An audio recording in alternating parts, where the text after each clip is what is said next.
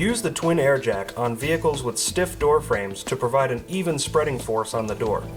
Use the one-hand jack to pry the door frame, creating enough room for the twin air jack. Carefully insert and inflate the twin air jack to create room for the long reach tool.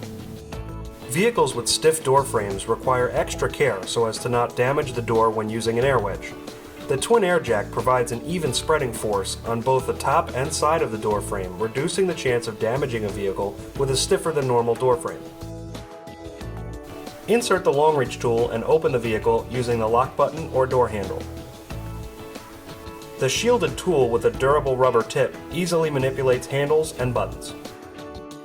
Attempt to use the tip of the long reach tool to push, pull, slide, or press the door lock button to unlock the vehicle.